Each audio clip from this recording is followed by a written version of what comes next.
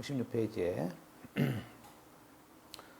대금 지급 효과 보겠습니다. 일단 대금 지급하면 이제 결국에는 경락인이 소유권을 취득하죠. 그래서 오른쪽 페이지 보실까요? 7페이지. 그래서 강제 경매든 임의 경매든 모든 매수인은 대금을 다 낼 때 그 소유권을 취득합니다. 따라서 이때부터 이제 우리가 결국에는 소유권자로서 우리가 인도청구권이라는 것이 생기는 것이죠. 물론 이런 경매에 대한 취득은 우리가 승계 취득으로 보게 되는 것이고요. 일단 차선인 매수인은 이제 매수인이 대금을 모두 지급하게 되면은 그때 가서 이제 매수 책임을 벗게 되니까 동네에 입찰 보증금을 돌려받을 수 있게 됩니다. 물론 그 타인 명의로 매각 허가를 받았더라도 일단 명의인이 일단 소유권을 취득하게 됩니다. 그래서 대내적으로 매수인이 명의자가 소유권을 취득한다는 것이 판례고요. 이런 대금 완납이라는 그 어떤 그 기준은 경매 절차에 하자를 다툴 수 있는 종기가 됩니다. 그래서 이 대금 완납 시까지 다툴 수 있다는 것이죠. 따라서 이미 대금을 납부하게 되면요, 더 이상 매각 허가에 대한 효력을 다툴 수 없게 되는 겁니다. 그죠? 그래서 판례 보시면 밑에 법원은 그 이양인이 채무자에게 기일 통지를 안 했어요. 안 했더라도 이게 허가에 대한 이신청, 항고 등을 해서 다투어야 되는데 이것이 확정되었습니다. 그래서 확정되는 후에는 역시 저작법상 다툴 수가 없게 됩니다. 그죠? 마찬가지로 이번처럼 경매 매각 허가가 선고됐습니다. 그랬을 때 법원에서 경매 집행 정지라는 정보를 냈습니다. 그럼에도 불구하고 정지하지 않고 경매를 진행에다가 대금이 완납됐다면 매수인은 적법하게 소유권을 취득하는데 이거에 대한 예외가 사실은 추후 보완 항고라고 볼 수 있습니다. 그래서 그건 별도로 판례가 있었죠. 그다음에 이제 경매 절차에 대한 하자와 소유권 취득인데 우리가 경매 절차가 적어도 그 무효가 되지 않는 하는 경매 절차를 돌이킬 수가 없는 경우가 생기죠. 그래서 거기 1번처럼 살짝 가집행 선고에 의한 판결이라도 우리가 집행이 이미 완료됐다 그랬을 때는 소유권 취득에는 아무런 영향을 미칠 수 없습니다. 그것은 우리가 상소를 하든 또 2번처럼 재심을 통해서든 이미 나중에 종래 판결을 취소하더라도 이미 대금을 내서 넘어간 소유권의 취득에 대해서는 다툴 수 없기 때문에 완전한 소유권을 취득한다는 것입니다. 다만 이제 또 하나 이제 문제는 그럼 무효인 공정증서가 주의해 보셔야 되는데 이 무효인 공정증서에 의해서 만약에 경매가 됐어요. 그렇지만 이제 그러면 이 공정증서가 무효했을 때는 우리가 그 다퉜어야 되는데 그 다투지 않았을 때도 역시 그러한 경매에 대해서 다투는 것은 오히려 신의축 위반으로서 안 되는 경우가 생기죠. 다만 이제 우리가 경매 절차가 무효가 되는 정도의 아주 강력한 그런 하자였을 때는 우리가 소유권 취득에 문제가 됩니다. 장애가 됩니다.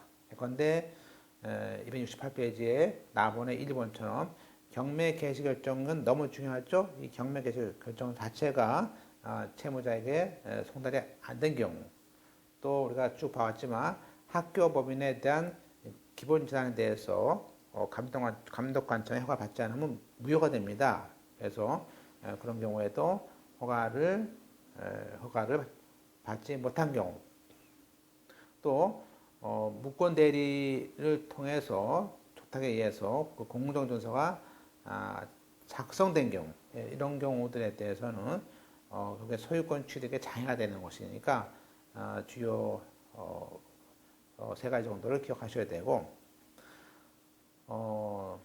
자, 물론 이제 집행권원 자체에 의한 하자에 대해서는 거기에 이번에 집행령 정보원에 의하지 않은 그런 경매, 또 집행권원 자체의 무효, 또 집행채권의 소멸 등에 대해서 보고 있지만 사실은 그것만 가지고 이제 우리가 그 3번, 다번은 보세요. 뭐 49조 4호에 의한 그 변제를 했습니다. 변제를 했어요. 채무자가 돈을 갚았습니다. 그럼 변제 증서를 냈는데 이 변제 증서라는 것은 뭐예요? 우리가 2개월 동안 집행 정지만 되는 것이고 실상 우리가 그 경매를 취소까지는 못한 것이죠. 따라서 그 정지 조건밖에 없기 때문에 그 이상의 진행에 대한 정지를 부정하는 사연이 될 수 없다는 것들이고요. 그럼 만약에 우리가 앞서처럼 경매 절차가 무효가 되는 그런 중대한 하자로 인해서 3번처럼 대금을 납부했는데 소유권을 취득하지 못했을 때, 매수인은 어떤 그죠? 구제를 할까라는 것이 이제 문제가 됩니다. 그죠?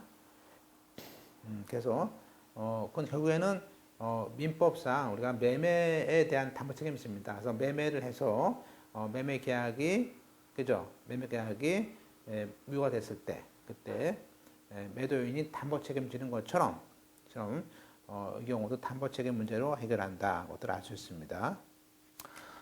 일단은 우리가 사실은 그 2번 정도를 먼저 보겠습니다. 그래서 지금 경매 절차가 무효가 됐을 때 오른쪽 보세요.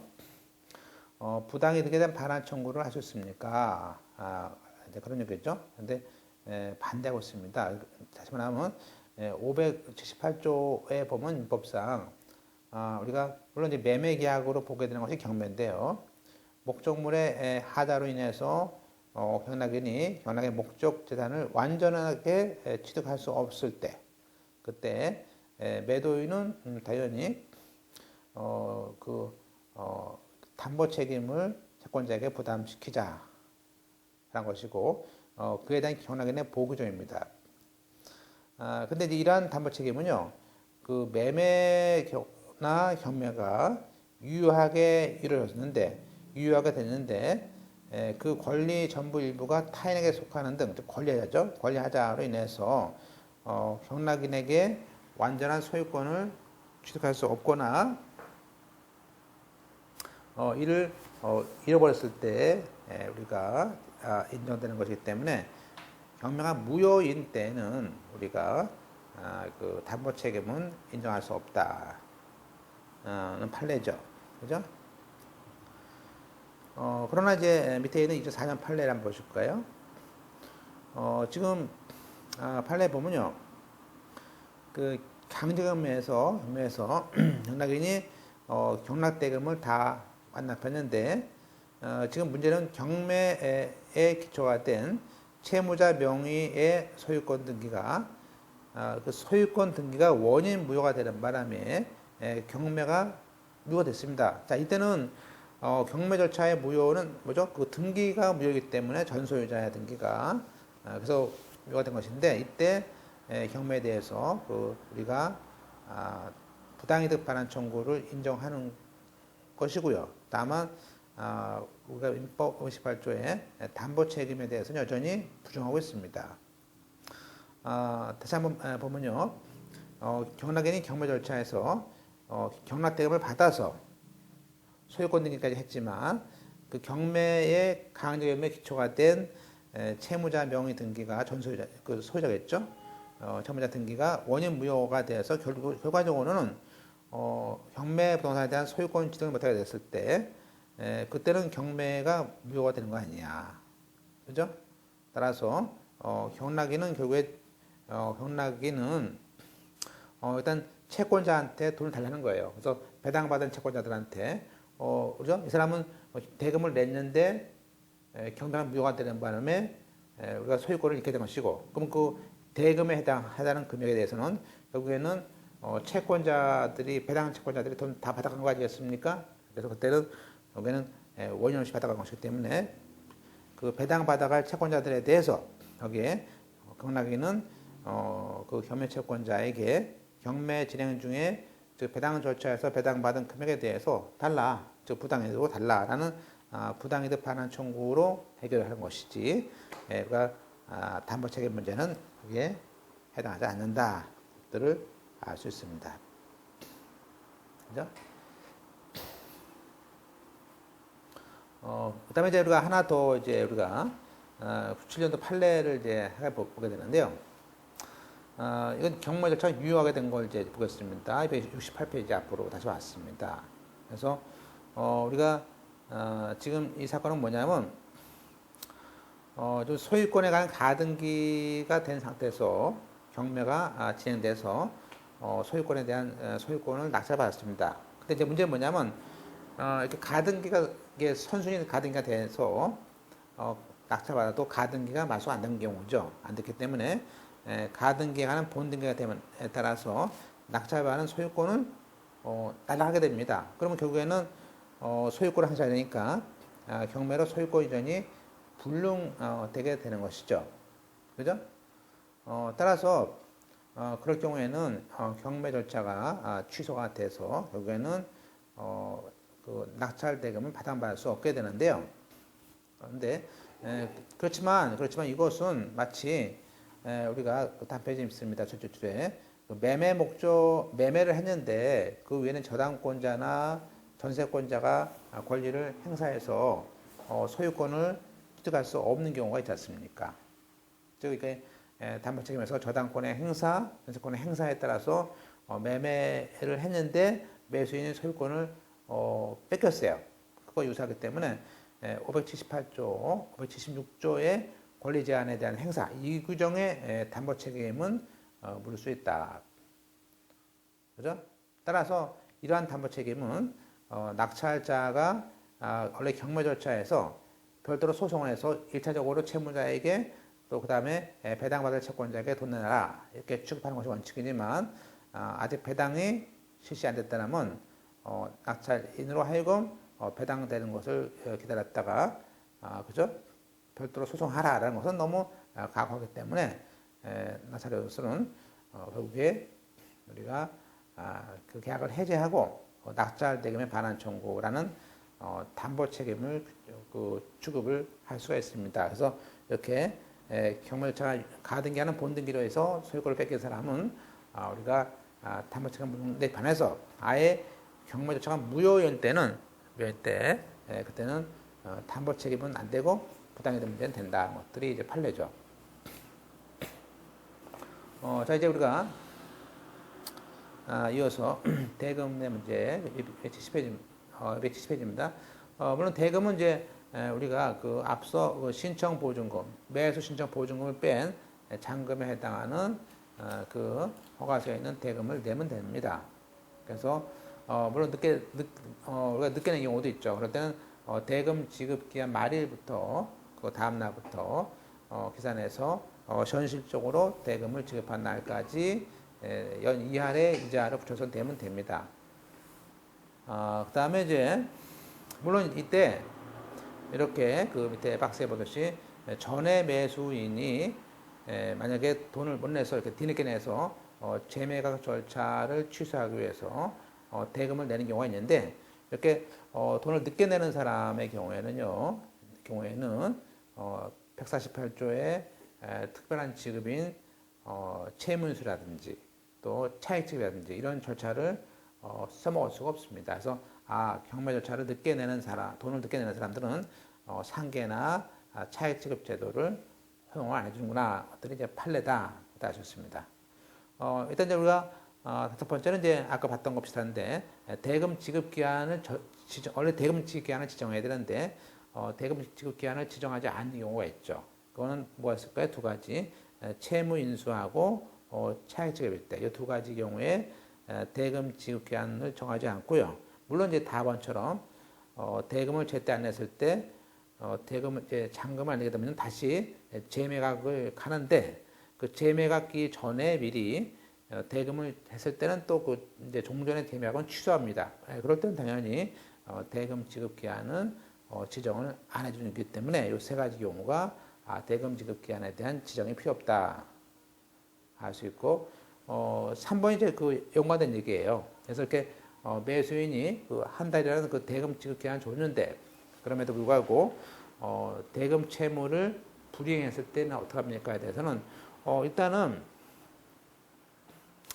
일단은 차순위 매수 신고인이 있지 않습니까? 그래서 차순위 매수 신고인이 만약에 들어와 있다. 그러면 그 차순위한테 다시 매각 허가하고 결정하는 기일을 다시 절차에 밟습니다. 그런데 차순위도 없다. 그럴 때는 이제 다시 재매각, 다시 파는 것이 재매각 명령입니다. 따라서 이제 오른쪽에 보시면 차순위 신고인이 있다면은 차순위에서 에게도 매각 허가를 결정할 여부를 해야 되니까 우리가 별도로 차순위자를 위해서 매각 결정기를 지정하고 그에 따라서 그 허가 결정에 대해서 또 일주일이 지나서 확정이 돼서 또 그 사람 앞으로 대금 지급 기한을 줘서 그래서 우리가 진행을 했다가 차순위 절차도 돈을 안 냈을 때는 결국에는 재매각을 진행을 하는 것을 알 수 있습니다. 따라서 우리가 다섯 번째 줄에 보시면 차순위 신고인에게 우리가 매각 결정기를 잡아주는 것은 그 1차 매수인이 대금 지급 기한을 놓친, 즉 대금 마지막 날부터 3일 안에 지정을 해주고 적어도 2주 안에 해서 알 수 있겠습니다. 그래서 우리가 이렇게 그 매각 결정이 이제 확정되면요, A1이라는 사람이 이 사람이 이렇게 한 달 기간 안에 그 대금 지급 기간이죠. 이 대금 지급 기한 있지 않습니까? 그래서 이 기한 안에 돈을 못 냈어요. 못 냈으면 우리 예규는 그 3일 안에 재매각이라는 그죠? 그 조치를 취하라는 거예요. 그래서 적어도 우리가 요 3일부터 그죠? 요 2주 안에, 그러니까 2주 안에 적어도 얘한테 다시 차순위가 있었다. 두 번째. 그러면 요 차순위한테 매각 결정기를 잡아주는 것이죠. 그죠? 차순위한테 기회가 가는 겁니다. 따라서 거기 차순위한테 그 2주 안에 기일을 정해주고요. 그런 다음에 차순위한테 이제 허가를 해주면 그때 선고를 하고 대금 지급 기한 주는 것이죠. 그죠? 물론 이제 이 채무가 매수 신고인에 대해서 그 밑에 보겠습니다. 바로 보세요. 채무가 매수 신고인에 대해서 허가를 했지만 나중에 그것이 항고를 하거나 또 재항고를 해서 취소가 됐을 때는 이것은 이거죠. 이 사람에 대한 항고나 재항고에 대한 취소는 차순위가 있더라도 무시하고 새로운 또 매각기를 진행을 합니다. 왜냐하면 이건 대금을 안 낸 것이 아니고 이 A1이 매각 허가에 대해서 항고에서 진 것이기 때문에 그것은 새로운 절차인 세매각 절차를 진행합니다. 여하튼 우리가 재매각이란 말은 재매각이 뭡니까에 대해서는 매수인이 채무가 매수 신고인이 됐을 때 매수인 쪽에서 우리가 돈을 안 냈을 때 또 차순위도 안 냈을 때 그때 우리는 재매각을 해야 할 거 아닙니까? 그게죠? 그래서 그러니까 차순위나 어떤 매수인이든 대금 지급 기간에 안 냈을 때 직권으로 다시 실시하는 그 기일을 우리는 재매각 기일이다. 그렇습니다. 따라서 요거는 뭐 간단합니다. 그래서 우리가 그 매수인이 대금 지급 의무를 불이행하고 차순위도 없고 또 재매각 명령을 싣고 3일까지 계속해서 돈을 안 냈을 걸 말합니다. 그러니까 이제 원래는 A1 이후 3일까지 돈을 내야 되는 문제가 생기는 것이고요. 따라서 3일 전에 대금 지급을 할 수 있기 때문에 일단은 우리가 그 재매각의 요건들을 이제 검토를 해야 되는 것이고요. 일단은 재매각이 됩니다. 이게 대금 지급 안 되면요, 하여튼 일주일 안에 일주일이죠. 일주일 내에 직권으로 재매각 명령을 내립니다. 그러면 이 재매각 명령이 내리면요, 종전의 A1에 대한 허가는 실효가 됩니다. 그죠? 물론 이 재매각에 대해서는 그 즉시항고라는 조문은 없습니다. 그렇기 때문에 그 재매각 명령에 대해서는 우리가 그 이의신청이라는 절차를 통해서 진행하고 이런 그 재매각에 대해서는요.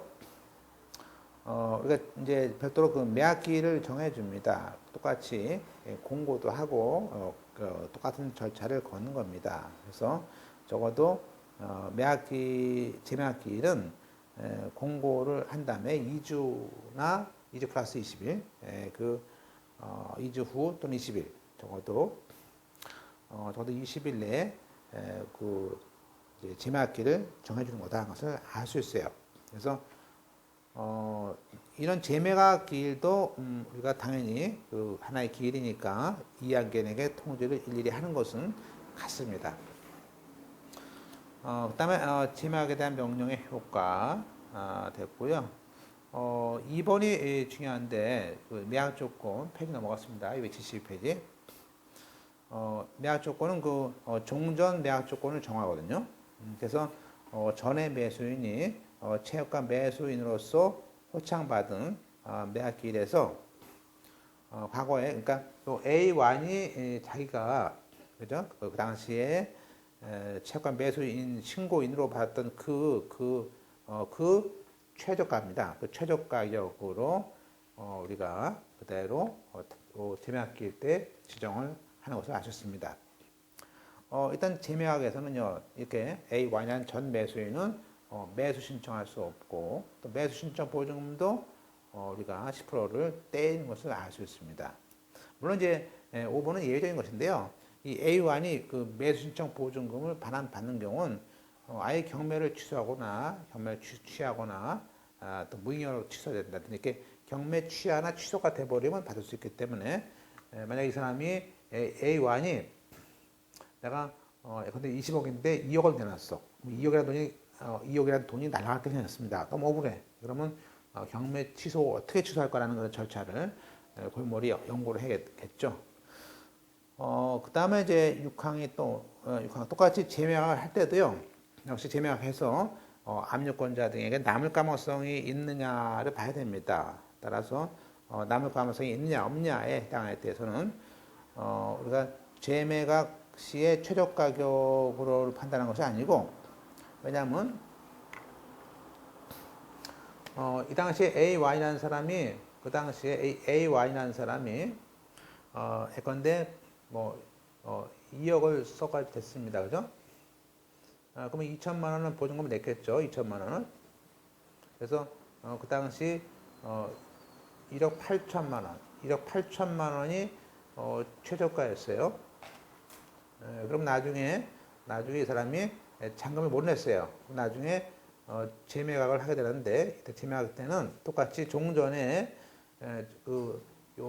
전 매수인이 그죠?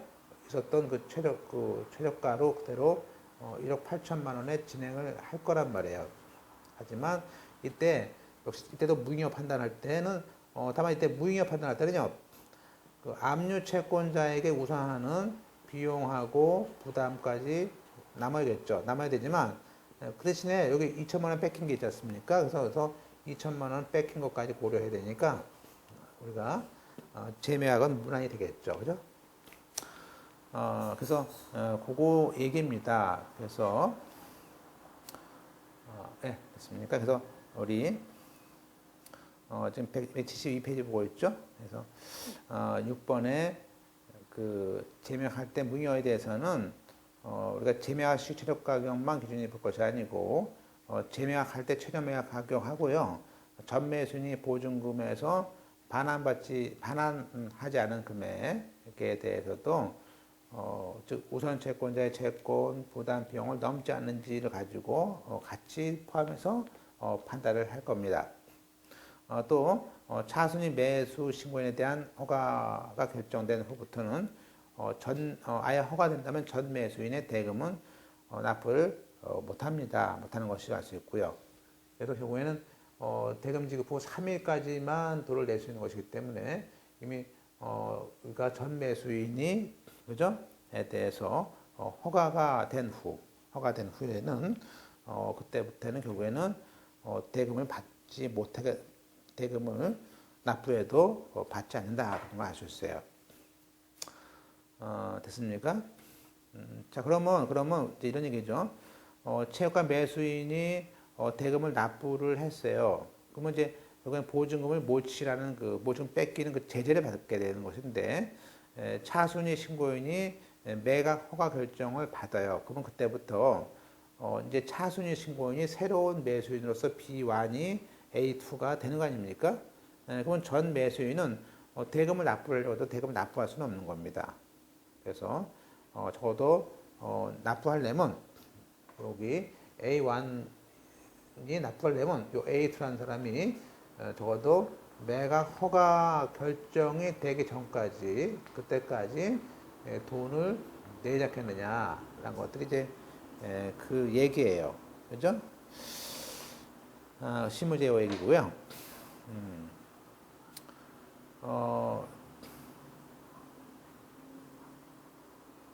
따라서 우리가 이제 여기서 제매각이라는 것은 판례 보듯이 종전에 A1이 우리가 입찰했던 그 당시 최저가 1억 8천이지 지금처럼 처음에 평가한 금액 1차 입찰기일날 했던 그 전매수인이 신고한 금액 2억 이게 아니다. 그래서 그런 식의 가격으로 제매각을 하면 안 된다라는 것이 이제 판례입니다. 제매각도 취소될 수 있습니다. 취소될 수 있는데 만약에 지금 이런 얘기죠. 그 매수인 쪽에서 이 매수인이 A2가 없습니다. A2가 차순위가 없죠. 없으면 일단은 다시 이 제매각 기일을 정합니다. 그럼 제매각 기일을 정할 때 이때는 차순위가 없기 때문에 제매각 기일을 정할 때는 이 제매각 기일을 정합니다. 그러면 그거 적어도 그 3일 전에까지 돈을 마련하면 되지 않겠느냐 그런 얘기예요. 그래서 매수인이 제매각 기일이죠. 기일 오타죠. 그 4번에 고치시고 오타요. 제매각 기일에 3일 전까지 대금 또는 그 지급 기한이 지난 뒤에 그 지급 기한 자기 원래 대금 지급 기한부터 요 제매각 기일까지의 얼마 연 이하의 지연 이자하고 비용을 내면은 어차피 경매를 다시 뭐 제매각해서 파느니 종전 매수인에게 비용을 냈으니까 충분한 이자를 냈으니까 그 제매각 절차를 취소하고 그 전 매수인에게 소유권을 넘겨줄 수 있죠. 요게 이제 우리가 제매각 절차의 취소입니다. 취소예요. 따라서 제매각이란 그 제매각일 3일 전이란 말은 우리가 제매각일이 거기 이제 예를 들면요. 그 기산점은 제매각일 전날부터죠. 예를 들면 2006년 1월 10일이 제매각이다. 그러면요. 적어도 우리가 9일 날부터 9일, 8일, 7일부터 되니까 알 수 있겠죠. 그냥 하면 될 것 같고요.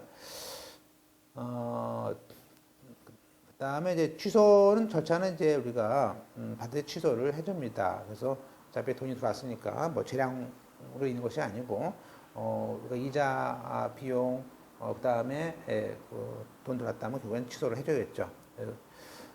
그다음에 취소의 효과는 이제 라본에 당연히 제매각 이제 A1이 뒤늦게나마 제매각기 3일 전까지 돈을 냈으면 그 제매각을 취소를 결정하고 과거에 효력이 상실된 원래의 매각 허가 결정이 이제 맞는 것이죠. 그래서 부활을 해서 결국엔 매수인은 돈 냈으니까 A1은 확정적으로 소유권을 취득합니다. 물론 차순위 신고인이 있게 되면요, 차순위가 매각 허가 받게 되면 그 사람이 매수인이 됩니다. 근데 문제는 차순위 신고인도 대금을 안 냈다 그랬을 때는 채무가 매수인이 된 자와 차순위 된 자가 입장이 같지 않습니까? 그럴 때는 우리 법에서는 138조 3항 후문에 그때는 둘 중에 먼저 돈을 낸 사람이 권리를 취득하는 그 선착순주의로 조문을 만들어놨고요. 일단 이렇게 제매각 절차가 어떤 이유로 취소되어서 돈이 들어왔지 않습니까? 그러면 당연히 그 집행법원은 배당기를 지정을 합니다. 이제 우리가 이제 4번에 지금 우리가 경매 절차에서 이제 인도 명령을 보게 되는데요. 일단 우리는 그 돈을 다 내면요. 결국에는 이제 소유권에 따라서 소유권도 오는 것이고, 현황이 됐을 때는 그 물건도 자기한테 인도를 받아야겠죠. 따라서 일단은 경매에서는 일단은 그 대금을 낸 후가 아니면은 그 인도를 청구할 수는 없습니다. 그러나 돈을 내면 또 인도를 청구할 수 있죠. 그래서 요게 1366조 2항인데 일단은 우리가 그 인도 명령에도 또 우리는 관리 명령이라는 것도 또 이렇게 될 수도 있다. 뭐 그런 얘기인데요. 일단 보실까요? 1항에 그 2항, 자, 2항에 매수인은 그 허가를 받았습니다. 그럼 허가 후 대금을 지급하고 그 인도를 받을 때까지 그 인도를 받을 때까지 뭔가 또 해야 됩니다. 그러니까 인도를 받을 때까지 그 물건에 문제가 생기면 안 되니까 그 인도를 받을 때까지 뭔가 그 관리를 해달라는 것이 있을 수 있어요. 그래서 그 인도 명령 전까지겠죠. 그래서 채무자인 그 소유자가 물건에 대해서 법률상 처분행위를 하거나 사실상 행위를 해서 그 경매되는 목적물의 가치를 감소시킨다면 매수인의 또 침해가 되는 것이고 이익이 채권자에게도 이게 침해가 되는 거 아니겠습니까? 따라서 결국에는 잘 줄 것이면 매각 허가 결정부터 인도할 때까지는 매수인이나 채권자가 신청을 해서 관리인을 둬서 관리 명령할 수 있는 제도가 있는데 이게 이제 우리가 얘기하는 관리 명령 제도다 할 수 있습니다. 따라서 이 매수인이나 채권자는 그 관리 명령을 신청할 수 있는데 우리가 대금을 낸 뒤에는 인도 명령할 수 있으니까 적어도 대금을 낸 뒤에는 인도 명령이니까 그때 관리 명령이 필요 없죠. 그죠? 그래서 적어도 대금 내기 전까지 관리 명령을 하는 것을 알 수 있습니다. 따라서 물론 대금 내면 안 주면 결국에는 뭐 거기다가 전면적 가처분 해놓고 인도 명령을 청구하는 것인데 물론 전 매수인은 권한이 없습니다. 우리가 이 관리 명령은 이제 시험에서 허인도, 허가서부터 인도시까지 관리 명령, 그다음에 대금 납부한 때부터는 인도 명령 이렇게 할 수 있는. 그래서 일단 그 허가시부터 인도시까지 관리 명령 하는구나 정도를 하시면 될 것 같습니다. 뭐 크게 가지고 뭐 다 나올 거게 좀 난이도 떨어지죠. 그래서 일단 허가시부터 관리까지 인도까지 관리 명령인데 그다음에 쭉 가서 관리인을 두고 하는 것인데 이제 그게 또 어떤 경우는요. 4번처럼 아예 관리를 하는 정도에 나서서 관리에 더 나가서 인도명령까지 청구하는 경우도 있죠. 이걸 우리는 관리를 위한 인도명령인데 이건 뭔가 사태가 더 나빠진 거죠. 그 물건에 대해서. 그때는 이제 법원에서 그 점유자를 신문을 해서 그다음에 대항할 수 있는 권한이 있는지 없는지를 판단하는데 물론 그 점유자가 매수인에게 오히려 대항할 수 있는 권한에 의해서 점유하지 않는다라고 했을 때는 꼭 신문을 안 할 수도 있습니다. 따라서 이런 관리를 위한 인도명령은 주로 이제 집행관을 통해서 위임을 할 수 있게 될 것이고요. 그다음에 이제 우리가 이제 오늘부터 이제 결국에 이제 대금 지급이 들어옵니다. 대금 지급 들어오면 이제 그 소유권 등기를 하게 되는데 어차피 이쪽은 뭐 우리가 그 경매에 대한 등기고 이건 다 촉탁으로 하게 됩니다. 그래서 144조를 보실까요? 대금 지급 후 조치인데 1항에 매각 대금이 지급되면요 법원 사무관 등은 그 허가 결정 등본이 들어옵니다. 그럼 그 등본을 붙여서 그 등기소에다가 소유권 등기 촉탁을 해주면서 다음 같은 등기도 해줍니다. 즉 이 매수인에게 소유권을 이전한 등기를 해주겠죠. 당연히. 그 다음에 인수하지 않는 부담 등기는 다 말소할 거 아닙니까? 그리고 1항에 최초했던 경매 개시 등기도 말소합니다. 물론 이런 비용은 매수인이 다 부담을 하는 것이죠. 따라서 소유권 이전 촉탁에 대해서는 보통 필요서를 내면요, 3일 안에 보통 지금은 전자 촉탁한다. 제일 중요한 건 소유권 이전 등기죠. 그래서 일단 소유권 이전 등기는 우리가 등기법상 그 매각 허가 결정한 날이 등기 원인 일자가 되고요. 등기 원인이 되는 것이고, 그 매각 허가가 우리가 등기 원인이고, 소유권을 얻은 날은 뭐예요? 당연히 대금 낸 날이니까 등기 원인은 매각 허가 결정이고요. 등기 원인 일자는 대금을 낸 날을 말합니다. 그죠? 물론 이제 매수인이 대금을 다 내고 법원 사무관을 통해서 매수인 앞으로 소유권 초탁 신청을 냅니다. 그죠? 그래서 그 초탁서에 쓰는 원인은 강제나 임의경매로는 매각이고요. 등기 원인 일자는 매각 대금을 낸 날로 쓰는 겁니다. 자, 그 다음에 이제 앞서 그 체육관 매수인이라든지 매수인이 사망했다. 이거는 사망했다면요, 상속인 앞으로 일단은 소유권 등기를 해줍니다. 그것이 뭐 매수 신고 후에 사망했든 매각 허가 결정 후에 사망했든 심지어 대금 지급 후에 사망했든 간에 돌아가신 앞으로 등기한 다음에 상속 등기를 이중으로 하는 것을 막기 위해서 보통 바로 상속인 앞으로 소유권 등기 주탁을 할 수 있구나 정도를 알 수 있겠고요. 다음 페이지에 그 입찰자 매수인이 그 사이에 누가 뭐 갑자기 나한테 팔아라 이렇게 해서 양도할 수도 있는데, 양도했더라도 일단 했더라도 제함자가 또 명의만 불려준 거라 하더라도 일단은 매수인 명의로 등기를 해야 됩니다. 등기한 다음에 그렇죠. 그래서 제함자 명의는 할 수가 없습니다. 경락 허가서에 있는 그 사람 앞으로 등기를 할 수밖에 없죠. 그러니까 등기법상 우리가 예규구를 제가 소개해봤는데 이거 등기법에서 많이 보던 거죠. 그래서 가볍게 보겠습니다. 이것도 만약에 이제 그 경매 물건에 대해서 그 경매 물건을 샀어요. 그러면 그 경매가 진행되는 중에 샀는데 다시 또 그것이 경매가 되는 바람에 그 사람이 다시 또 자기가 입찰을 해가지고 산 경우가 있습니다. 그런 경우 우리가 이미 소유권이 있는 자가 그죠? 그 제함출자가 다시 입찰을 해서 매수인이 될 수 있지 않습니까? 그럴 때 어떻게 등기를 해줍니까? 하는 것인데 일단 이제 이 등기부를 한번 보시죠. 보시면 두 가지 경우를 보여주고 있습니다. 등기부에 그 경매 개시결정 등기 전에 그 소유권을 얻은 사람이 있었습니다. 이건데 거기 3번 순위번호 3번에 보면요. 이미 경매 개시 결정이 있었죠. 그래서 2007년 1월 4일 날 결정하고 5일 날 등기됐죠. 근데 문제는 뭐냐면 이 사람이 그 하루 사이에 바로 그 경매 등기 하루 전에 등기한 거죠. 그래서 김갑동이라는 사람이 등기하고 보니까 경매 등기가 들어온 거였었어요. 그래서 이 사람 어쩔 수 없이 이때는 아마 저당권에 경매가 들어왔겠죠. 그래서 이 사람이 어쩔 수 없이 경매를 진행을 당할 겁니다.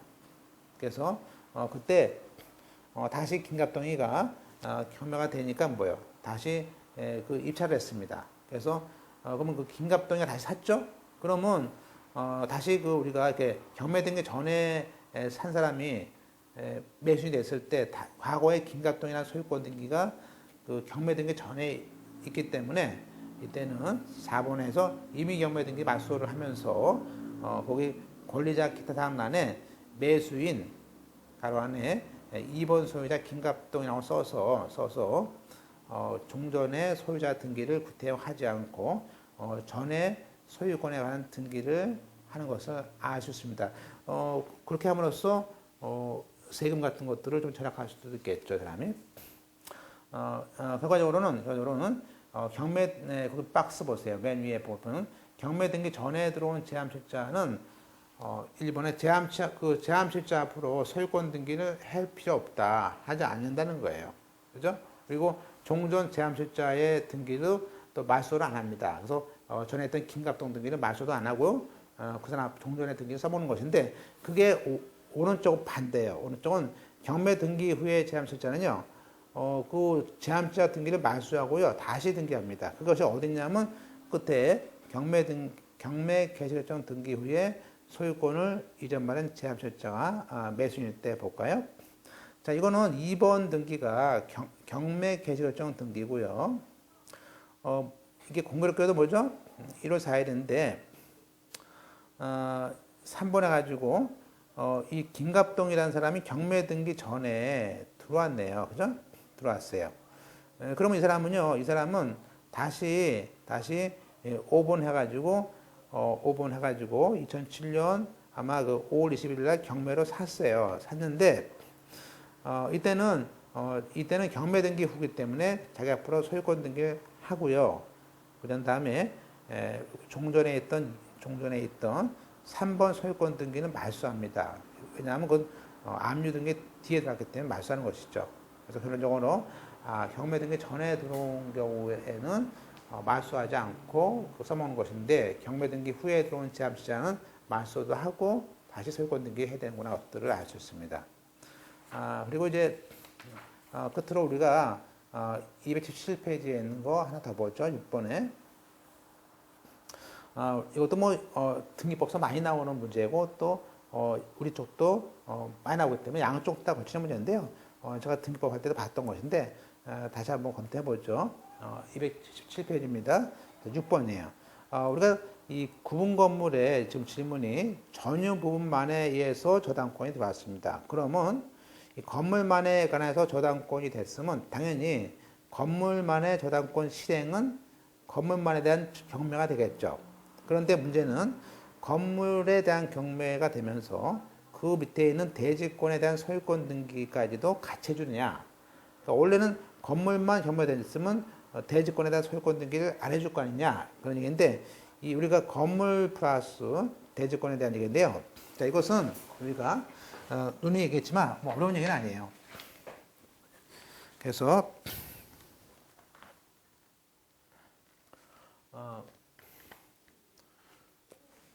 우리가 건물에 대해서 건물만에 대한 저당권이 있어서 이 저당권이 경매가 돼서 그죠? 그거는 된 것인데 물론 건물에 대해서는 등기를 해줘야죠. 경매 촉탁 등기합니다. 그런데 문제는 여기 대지에 대한 부분도 해줍니까에 대해서는요. 그것은 그 기준이 얘기에 따르면요. 경락 허가서 지금은 이제 옛날 용어인데 지금은 매각 허가서라고 합니다. 이 허가서에 대지권이 포함되어 있어야 돼요. 대지권이 포함이 돼야 됩니다. 그죠? 네, 그죠? 그리고 이 건물에 대한 소유자하고 토지에 대한 소유자가 같아야 됩니다. 그 얘기는 등기 의무자가 건물도 A고 토지도 A여야 됩니다. 그죠? 그래서 등기 의무자가 같아야 돼요. 이 두 가지 조건. 그래서 보실까요? 보시면 거기 277페이지 맨 밑에 넘어가서 경락 허가소에 대지권의 표시가 있다. 그럴 때는 다음 페이지에 두 가지입니다. 결론적으로는 우리가 결국에는 거기에 좀 설사 1번처럼 대지권 등기가 되지 않았더라도 건물에 관한 등기도 해주고요. 또 2번처럼 언더라인 치면 그 대지에 관한 등기는 전유 부분의 소유자하고 토지의 소유자가 일치했을 때 펼치고 봐야죠. 그래서 우리가 등기 초탁서하고 매각 허가서 결정문에 토지의 표시를 물론 맞아야겠죠. 당연하고요. 등기 의무자가 토지 소유자하고 똑같은 사람일 때는 설사 토지에 대한 경매 등기가 안 됐더라도 토지에 대한 소유권 등기를 종된 권리로서 소유권 등기를 해줍니다. 그죠? 물론 부담 등기도 말소를 다 토지 것도 해줍니다. 그러나 2번처럼 경락 허가소에 대지권의 표시가 없을 때는 아예 대지권 등기가 안 됐다 그러면 토지에 대한 소유권 등기는 할 수가 없는 거예요. 그건 내가 사야 된다는 거예요. 그죠? 또 대지권 따라서 우리가 나가서 이 대지권에 대한 등기가 됐을 때라도 보세요. 좀 2번은 무슨 얘기냐면요. 우리가 좀 등기법을 이제 배우시면 이제 아셨을 텐데